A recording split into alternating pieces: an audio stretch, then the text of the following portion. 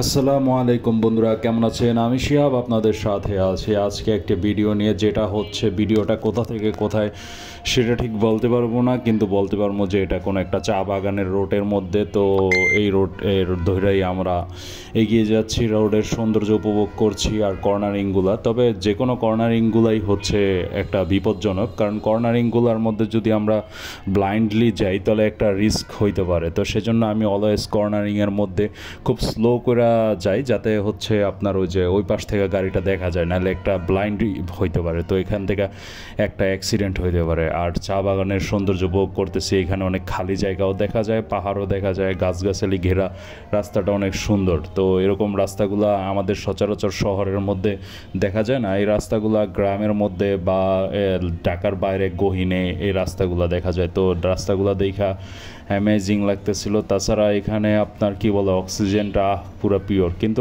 চা বাগানটা বৃষ্টির অভাবে এখানে মনে হয় যেন এই শ্রীমঙ্গলটা পুরো মরুভূমি হয়ে আছে। তো বৃষ্টির অভাবে এখানে মরু মরু একটা ভাব। যখন বৃষ্টিটা আসবো তখন দেখা যাইব হইতেছে জিনিসগুলা সতেজ হয়ে যাইব, সতেজ একটা সবুজের সমারোহ, যেটা আমরা বর্ষাকালে দেখি। আর এখন বর্ষাকাল আসার আগ মুহূর্তে তো একটা এই সময়টা হচ্ছে একদম পুরা মরা মরা একটা সময়। তো বৃষ্টি আসলে জিনিসগুলো হয় কি একদম পুরো সবুজ হয়ে যায়, তখন গ্রিনারি একদম দেখতে অনেক সুন্দর লাগে, ভালো লাগে। তো বন্ধুরা ভালো থাকবেন, সবাই দোয়া করবেন আমার জন্য, আর সবাই সুস্থ থাকবেন। এটা নিয়েই শেষ করতেছি।